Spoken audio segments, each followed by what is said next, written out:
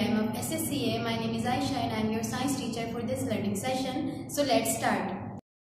Let's start our lecture number 3 of chapter Changes in Matter. In today's lecture, students, we are going to learn about fossil fuel, crude oil, and in the crude oil we will discuss about refining of crude oil, fats. We will also discuss about the making of margarine as well as detergents and soap. Let's start with the fossil fuel. लेकिन fossil fuel पढ़ने से पहले हम ये देखते हैं कि fossils किन्हें कहा जाता है। तो वो लिविंग ऑर्गेनिज्म जो बहुत सालों पहले, हज़ारों सालों पहले, लाखों सालों पहले ज़िंदा थे, लेकिन जब वो मरे तो उनकी बॉडी के जो पार्ट्स हैं, रिमेनिंग पार्ट्स हैं, वो ज़मीन के अंदर रह गए। उन रिमेनिंग पार्ट्स को, उन लिविंग ऑर्गेनिजम्स के हम कहते हैं फॉसिल्स। और फ्यूल कहा जाता है उस केमिकल सब्सटेंस को जिसके ज़रिए हमें अपनी मशीनरीज चलाने के लिए एनर्जी मिलती है।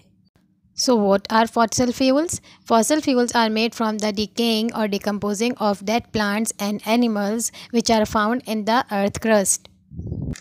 ये फॉसिल फ्यूल हमारे पास उन डेड लिविंग ऑर्गेनिज्म यानी कि प्लांट्स और एनिमल्स की बॉडी की डिकेइंग और डिकम्पोजिंग यानी कि उसकी ब्रेक डाउन या तोड़ फोड़ से बनता है। ये फॉसिल फ्यूल हमारे पास ज़मीन के अंदर यानी कि अर्थ क्रस्ट में पाया जाता है और ये कंसिस्ट करता है कार्बन और हाइड्रोजन पे, जिसे जलाने पर हमें एनर्जी मिलती है, जिसे हम अपनी मशीनरी वगैरह चलाने के लिए इस्तेमाल करते हैं। ये जो फॉसिल फ्यूल है ये आपके पास 3 तरह के होते हैं: कोल यानी कि कोयला, ऑयल एंड नेचुरल गैस। हज़ारों लाखों करोड़ों साल पहले स्टूडेंट्स, जो प्लांट्स या फॉरेस्ट हमारे पास ज़मीन पर मौजूद थे, वो जब डिके हुए तो उनके डिके की वजह से वो ज़मीन के अंदर जाते गए, जिसकी वजह से आपके पास ज़मीन के अंदर कोल यानी कि कोयले की फॉर्मेशन हुई। बिल्कुल इसी तरह आपके पास वो लिविंग ऑर्गेनिज्म जो आपके पास समंदर के अंदर मौजूद थे, जब उनकी डेथ हुई तो वो समंदर के तह के अंदर जाते रहे और वहाँ पर उनकी बॉडी डिकम्पोज हुई, जिसकी वजह से हमारे पास क्रूड ऑयल और नेचुरल गैस की फॉर्मेशन हुई। स्टूडेंट्स, आप लोगों ने कोयला और नेचुरल गैस जो कि हमारे घरों में चूल्हा जलता है वो नेचुरल गैस की वजह से चलता है, इन सब के बारे में तो फिर भी जानते हैं। आइए आज हम क्रूड ऑयल के बारे में जानते हैं। Crude oil is a naturally occurring product composed of hydrocarbon deposits and other organic materials in the ocean. जो क्रूड ऑयल है स्टूडेंट्स, आप लोगों ने देखा, ये जो लिविंग ऑर्गेनिज्म, जो डेड लिविंग ऑर्गेनिज्म की बॉडी के रिमेनिंग पार्ट्स से उससे बनता है और ये कंपोज्ड होता है हाइड्रोकार्बन यानी कि हाइड्रोजन और कार्बन और दूसरे ऑर्गेनिक मटेरियल। ऑर्गेनिक मटेरियल का मतलब है वो मटेरियल जो कि लिविंग ऑर्गेनिज्म की बॉडी पे कंसिस्ट करता है, उसे हम कहते हैं ऑर्गेनिक मटेरियल। लेकिन स्टूडेंट्स, क्रूड ऑयल उन लिविंग ऑर्गेनिज्म की डेड बॉडीज़ से बनता है जो कि समंदर के अंदर रहते थे। जब इन लिविंग ऑर्गेनिज्म की डेथ हुई तो इनकी बॉडीज़ जो है वो समंदर की बॉटम में, ओशन के बॉटम पे कलेक्ट हो गई और हज़ारों साल गुजरने की वजह से इनके ऊपर मिट्टी की एक तह आती गई, जिसकी वजह से इनके ऊपर बहुत ज़्यादा प्रेशर बढ़ गया और टेम्परेचर हाई होने की वजह से आपके पास इनकी बॉडी एक ब्लैक कलर के स्मेली लिक्विड में कन्वर्ट हो गई, जिसे हम कहते हैं क्रूड ऑयल। क्रूड ऑयल भी एक एग्जाम्पल है फॉसिल फ्यूल की, क्योंकि ये डेड लिविंग ऑर्गेनिजम्स की बॉडी के रिमेनिंग पार्ट से बनता है और इसे रिफ़ाइन करके हम बहुत सारे यूजेबल प्रोडक्ट्स बना सकते हैं। तो आइए हम ये देखते हैं कि क्रूड ऑयल को किस तरह रिफ़ाइन किया जाता है। Refining of crude oil. Students, ये जो क्रूड ऑयल होता है ये एक तरह का मिक्सचर होता है हाइड्रोकार्बन्स का, तो यकीनन हम इसे सेपरेट कर सकते हैं। तो क्रूड ऑयल को रिफ़ाइन करने के लिए जो प्रोसेस यूज़ किया जाता है, this process is known as fractional distillation. और फ्रैक्शनल डिस्टिलेशन के बाद जो क्रूड ऑयल में मौजूद यानी कि जो मिक्सचर है क्रूड ऑयल हमारे पास, उसमें जो कंपोनेंट सेपरेट होते हैं उन्हें कहा जाता है फ्रैक्शंस। और जिस टावर के अंदर हम इस क्रूड ऑयल को रिफ़ाइन करते हैं उसे कहा जाता है फ्रैक्शनेटिंग टावर। तो आइए अब हम एक पिक्चर के थ्रू क्रूड ऑयल की रिफ़ाइनिंग देखते हैं कि किस तरह फ्रैक्शनल डिस्टिलेशन के थ्रू क्रूड ऑयल की रिफ़ाइनिंग की जाती है। सबसे पहले टॉल टावर, जिसे हम फ्रैक्शनेटिंग टावर कहते हैं, उसमें क्रूड ऑयल को ऐड किया जाता है, जहाँ पर इसे बॉयल किया जाता है। बॉयल करने की वजह से, क्योंकि ये क्रूड ऑयल एक मिक्सचर है, तो इसके अंदर जो कंपोनेंट्स मौजूद हैं वो अपने बॉइलिंग पॉइंट के अकॉर्डिंग जो है वो सेपरेट होते रहते हैं। जिस कंपाउंड का इस क्रूड ऑयल में बॉइलिंग पॉइंट सबसे कम होता है वो सबसे पहले सेपरेट हो जाता है, वो टावर के ऊपर कलेक्ट कर लिया जाता है। जैसे आपको यहाँ नज़र आ रहा है कि सबसे पहले हमने गैस को सेपरेट किया, क्योंकि इसका बॉइलिंग पॉइंट सबसे कम था, तो ये टावर के ऊपर चले जाता है और हम इसे उस फ्रैक्शन से कलेक्ट कर लेते हैं। ये गैस हमारे पास एज अ फ्यूल यूज़ की जाती है। गैस की सेपरेशन के बाद हमारे पास पेट्रोल सेपरेट होता है, जिसे हम एज अ फ्यूल यूज़ करते हैं अपनी गाड़ियों के लिए। फिर हमारे पास केरोसिन की सेपरेशन हो जाती है, जिसे हम एज अ फ्यूल यूज़ करते हैं और ये डिटर्जेंट्स वगैरह बनाने में भी इस्तेमाल किया जाता है। फिर हमारे पास डीजल ऑयल की सेपरेशन होती है, जो कि भी हमारे पास as a fuel for vehicles use किया जाता है। फिर हमारे पास लुब्रिकेटिंग ऑयल की सेपरेशन होती है, जो कि हमारी मशीनरीज़ वगैरह को ऑयलिंग करने के लिए, ताकि वहाँ पर रगड़ कम से कम हो, इस्तेमाल किया जाता है। फिर आपके पास बनता है फ्यूल ऑयल, और ये फ्यूल ऑयल जो हमारे पास बड़े बड़े पावर स्टेशन होते हैं और शिप्स होती हैं, उसमें एज अ फ्यूल यूज़ किया जाता है। फिर हमारे पास पैराफिन वैक्सेस की सेपरेशन होती है, जिससे हमारे कैंडल्स, पॉलिशेस वगैरह बनते हैं और वाटर प्रूफिंग सब्सटेंसेस बनते हैं। और फिर हमारे पास बिट्यूमेन की सेपरेशन होती है, जो कि हमारे रोड्स बनाने के लिए एज अ पिच यूज़ किया जाता है। और लास्ट में हमारे पास कुछ सॉलिड्स बच जाते हैं। तो इस तरह अकॉर्डिंग टू बॉइलिंग पॉइंट्स हमारे पास जो हाइड्रोकार्बन का मिक्सचर है, जिसे हम क्रूड ऑयल कहते हैं, उसके फ्रैक्शंस सेपरेट होते जाते हैं। तो इस तरह एक सिंगल क्रूड ऑयल से हमारे पास बहुत सारे यूजेबल प्रोडक्ट्स मिल जाते हैं। Let's move towards the next topic, that is fats. Fats are the organic compound that are made up of carbon, hydrogen and oxygen.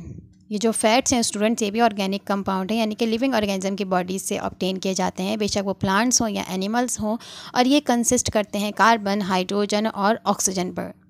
ये फूड के जिस ग्रुप से बिलोंग करते हैं उसे कहा जाता है लिपिड्स, और ये हमारी बॉडी के अंदर, लिविंग ऑर्गेनिज्म की बॉडी के अंदर एज अ स्टोरेज सब्सटेंस काम करते हैं। क्यों? क्योंकि ये हमारी बॉडी को extra energy, extra calories provide करते हैं। ये हम लिविंग ऑर्गेनिजम्स की बॉडी को इंसुलेशन प्रोवाइड करते हैं, यानी सर्दियों के मौसम में जो बाहर ठंडक होती है उसको हमारी बॉडी में एंटर नहीं होने देते, और ना ही हमारी बॉडी की हीट को बाहर जाने देते हैं। तो इस तरह ये फैट्स हमारी बॉडी को इंसुलेशन प्रोवाइड करते हैं। इसी के साथ साथ ये जो फैट्स होते हैं, ये एनर्जी की बहुत ही इंपॉर्टेंट सोर्स होती है, क्योंकि इसके खाने से हमें एनर्जी मिलती है। स्टूडेंट्स, ये जो फैट्स हैं या लिपिड्स हैं, ये जिन स्मॉल पार्ट्स से मिलकर बनते हैं उन्हें कहा जाता है फैटी एसिड्स। और ये फैटी एसिड्स हमारे पास दो तरह के होते हैं, saturated fatty acids and unsaturated fatty acids. तो आइए अब हम सैचुरेटेड और अनसैचुरेटेड फैटी एसिड्स के बारे में कुछ पढ़ते हैं। Saturated fatty acids or saturated fats are solid at room temperature, whereas unsaturated fatty acids or fats are liquid at room temperature।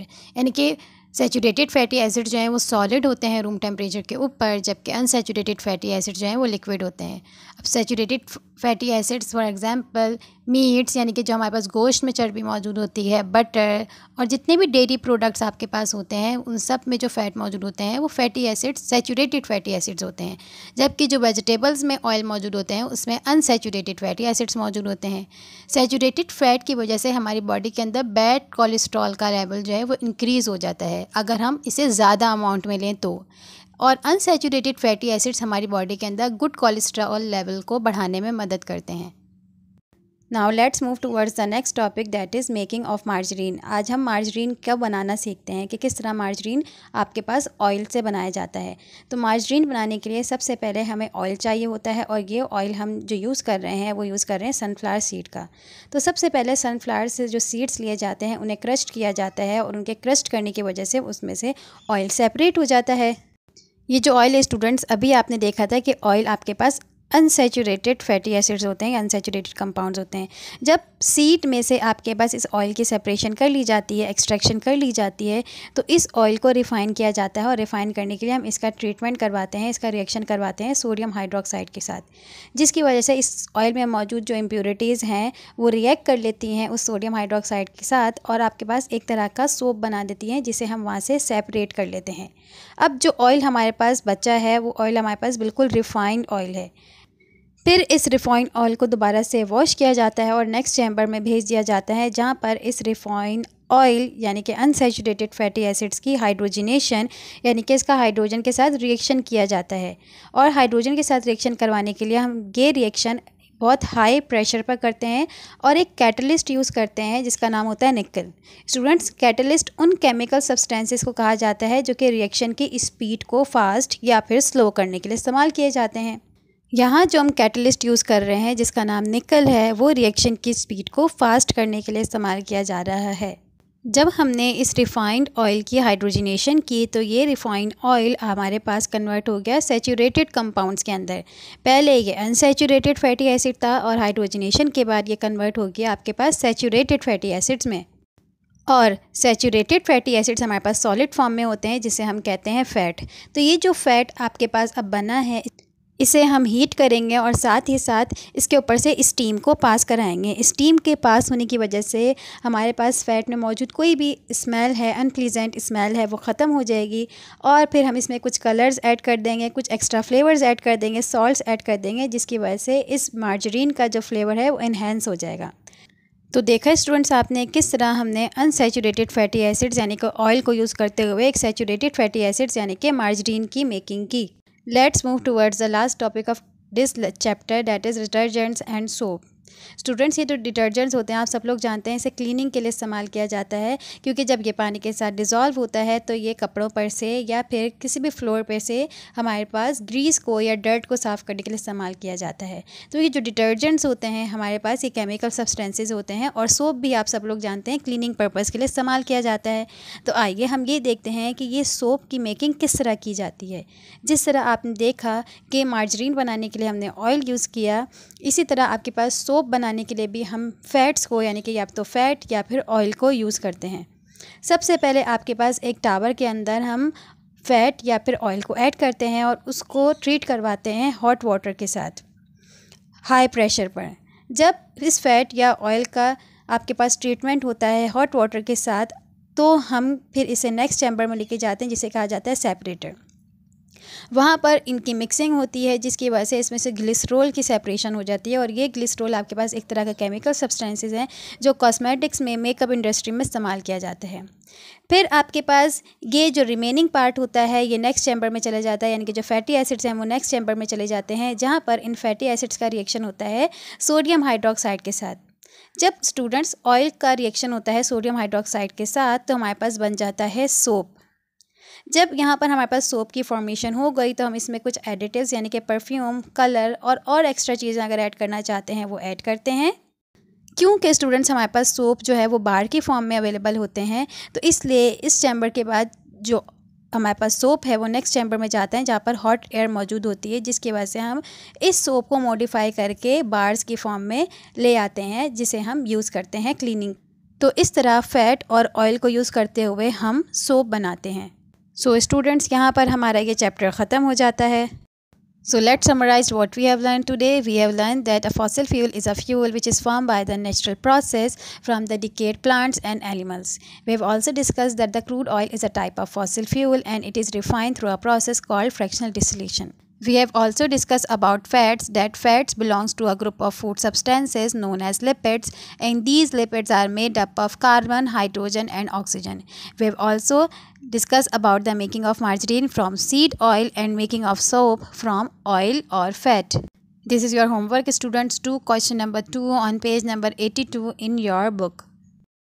Students, ये चैप्टर चेंजेस इन मैटर का written work है, जो आपको स्कूल से हैंड आउट की form में भी मिल चुका है, लेकिन आप इसे यहाँ से भी देख सकते हैं।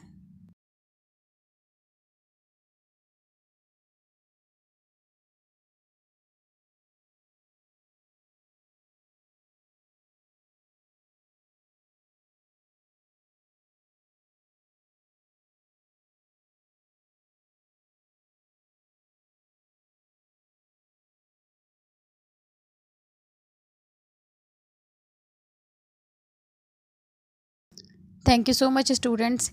Take care of yourself and your family. Keep learning. Allah Hafiz.